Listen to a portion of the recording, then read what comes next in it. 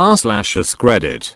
People whose first relationship was very long term. What weird thing did you believe was normal until you started seeing other people? I see so much horrible things on here. Mine is quite tame, but here goes. My first boyfriend would always leave me small presents or notes underneath my pillow if I had to get up earlier than he did. He was quite romantic and told me I love you quite a lot.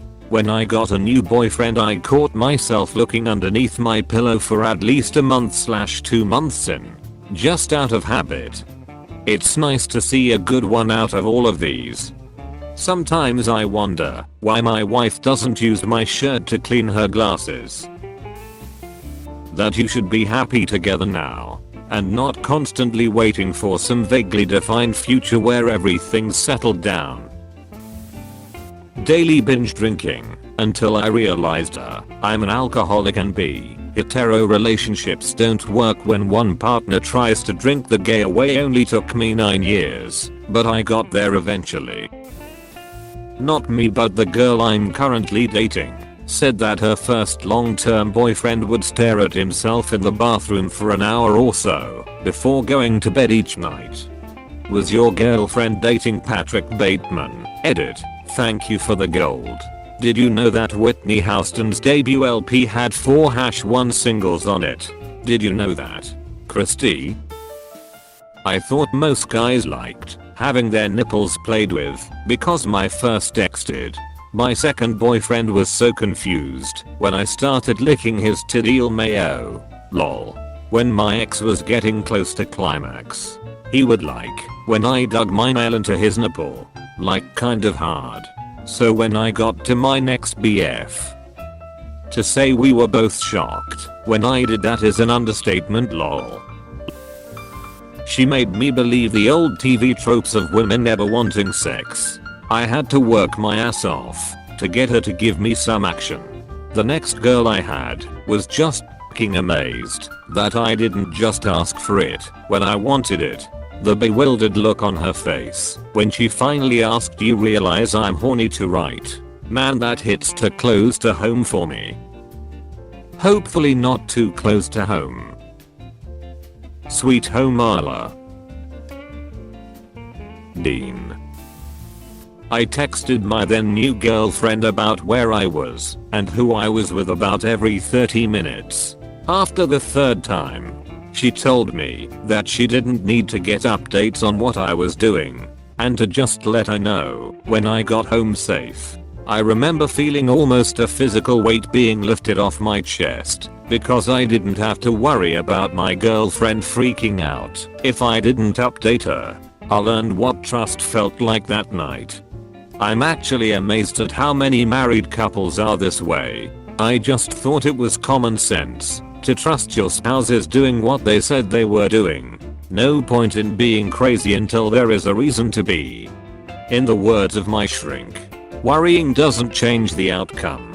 It applies in a lot of situations.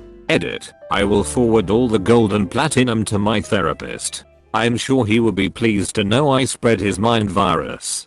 Thanks. This is morbid, but I thought it was normal to argue every day. I thought all couples have their bickering, and it was just a regular thing. I was astounded when I went into my next relationship and actually got on with the guy and went weeks and weeks without having any issues. It always felt like the bubble was going to burst. Goes to show, don't stay in a relationship just because you've already invested a ton of time. You get one life. Spend it with someone who makes you laugh every day. My parents' relationship was like this. When I met my current partner, I told him I would never get married because I don't see the point in being stuck in an argument for the rest of my life. His response was, "Okay, well, if we communicate, I don't see why we would be always arguing." I didn't get it and didn't want to get into it. One day we were communicating and the conversation was intense. Not even arguing/raised voices. And he said, "Let's take a break from this. I'm feeling frustrated." And I just sat there dumbfounded like, "What? You aren't gonna yell at me? Glad you found each other." Glad you found each other. This is getting pretty intense. Let's take a break from this. What? You aren't going to yell at him? Porn is not a documentary.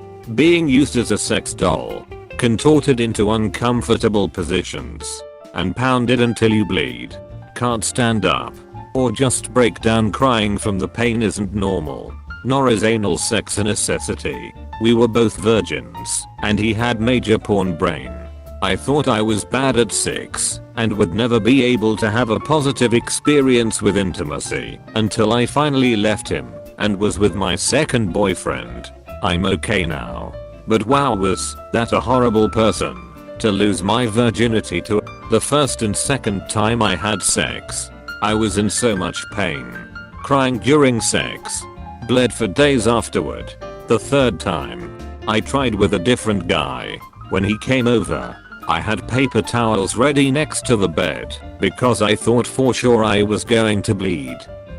I ended up dating that guy for about 4 months, and never felt any pain, or bled at all during sex. One time I told him to stop, and he immediately pulled away, and I was expecting him to not stop like the first guy did. I was really surprised. It completely opened my eyes to how sex is supposed to be, and how much that first guy messed me up. First guy who didn't stop when told to stop equals rapist.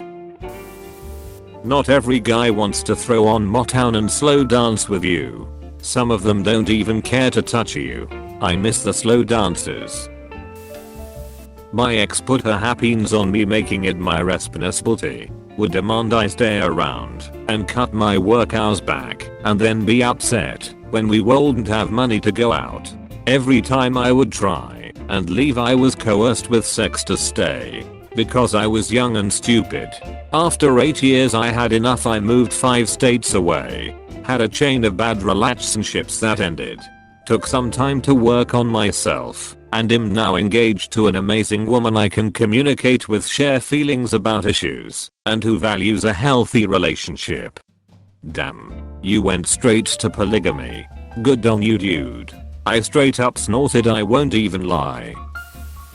Psychological abuse. I have a physical reaction now when my current partners are nice to me. When I do something he would have berated me for hours and locked me in my room for. Like, I get a panic attack because my partners are nice to me when I drop a glass, or got laid off, or forgot to unload the dishwasher, and then they don't bring it up every time they're irritated with me. My ex was still yelling at me 14 years later for shit I did when we first started dating. Shit like I forgot to pick up his laundry from the floor, or bought the wrong brand of bacon. At the end there, the lectures lasted hours as he recounted 14 years of offenses. My current partners, they don't throw shit in my face that I did the day before. The dissonance is crazy. I knew the other abuse wasn't normal, but my stepdad is the same way with my mom. So I had no idea. I just thought it's how men are. That some girls in a relationship don't like to kiss as often as others. I'm just talking about pecs. When I/GF gets home, etc. I always enjoyed a hello kiss, but I guess some girls don't. r/herpes_free_ since _73 with a username like that. I would have also been a little hesitant to get a peck. Why? They've literally said they haven't had an issue in almost 50 years. Being cowed into an open arrangement equals normal. Him introducing me to friends while hanging out or going to parties, and then him telling me later in the evening after the ice had broken that they were actually the girl or girls he was fucking. Capitulating to his insistence that we continue to hang out even though I was uncomfortable with knowing this new information equals normal. Him making unwelcome and uncomfortable comments to other women I was friends with in front of me to attempt to orchestrate threesomes that I was not okay with equals normal. If you love me, you'll chase after me equals normal. If you love me, you'll leave FaceTime up at all times so I can see what's going on in your dorm equals normal. If you love me, you will not show any sad or mad emotion because it ruins my mood equals normal. OMG, totally forgot about the you're responsible for my mood. But I'm not responsible for just the logic of these people. Gosh, that was super my ex. He was in a bad mood. I'm obviously not trying enough. I'm bad, I'm in a bad mood. I'm obviously putting it on so I can get attention and avoid being helpful for him. Also, I'm bad. By the way, the emotional suppression this leads to results in big time depression and some alienation. I do not recommend. People's love languages are all different. It's especially jarring when you have a lot of experience doing things a certain way and then finding out that isn't what somebody else needs.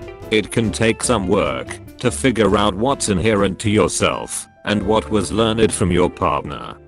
This is super valid, and I feel like it applies to other types of relationships too. My ex basically taught me that it wasn't okay for me to be upset about things. Every time I would get my feelings hurt, even when I was upset about something completely unrelated to him, it was somehow flipped around. So I ended up reassuring and comforting him. That shit really messed me up. And I basically had to relearn how to be vulnerable with myself. He also had a very solid plan of how he expected me to live my life. Basically his main goal for me was to have kids and be a good housewife. Yikes. On the bright side, nowadays I'm happily engaged and my fiance treats me with so much love and respect. He's supportive of my dreams and we are able to lean on each other in times of hardship. This was my last relationship. I apologized whenever he got mad, but also ended up apologizing whenever I was upset because he'd get upset that I was upset. It was brutal. Being yelled at for crying over legitimate reasons was the worst. It's so confusing and impossible to navigate. I once got yelled at for talking with the wrong tone and then subsequently yelled at for giving him the silent treatment. So confusing and shitty. That every time was essentially a quickie. Almost a whole decade of nothing but 5 thrusts and then blast off. After that relationship ended, I felt like Jasmine on a magic carpet ride. A whole new world. Peter, we just had sex. Tell Bonnie, yes. We had what Joe considers sex. Kif inform the men. I just had sex. Apostrophe. Up. I tried to change her. That was my emotional insecurity. My bad, Melissa. You're not my ex. But my name is Melissa. I still have to regularly deal with my ex who maintains that our loan was the cause for the demise of our relationship. Seeing this was weirdly cathartic. I'm a Melissa too. And I understand this. And have lived this. A lot of girls like fuck. I left a GF of 3 years. A girl I thought I was going to marry. Over this. She just had an almost zero sex drive. Even from the beginning. She thought 3 to 4 times a year was plenty. In the end, I decided life was too short to have sex once every 4 months and dealt with over a year of heartbreak. Instead of a lifetime of craving sex I wouldn't get. Before I left, I remember trying to soothe myself with, hey, once you are like 70, it won't even matter. My ex-husband always turned me down when I wanted sex. We only had sex when he wanted. Once or twice a year. Yeah. You have to have compatible sex drives. It's on my very short list of deal breakers now. Wanting/having kids. Being a picky eater. No sex drive. And being a drug user are about the only things that will make me an automatic no before I even try and get to know you these days. The one mistake I made is that I believed for a long time that it was all my fault. That I wasn't desirable. Your partner should actually make an effort to spend time with you. You shouldn't have to surprise them to spend any time with them. This makes me sad. Yeah. It sucked. I enjoyed the time I did manage to spend with her so much though that I couldn't end things I don't blame her though, she was struggling with depression, and it was difficult for her to find the energy to do anything. That makes me even sadder. You've reached the end, you're a star. Destroy the subscribe button for more like that.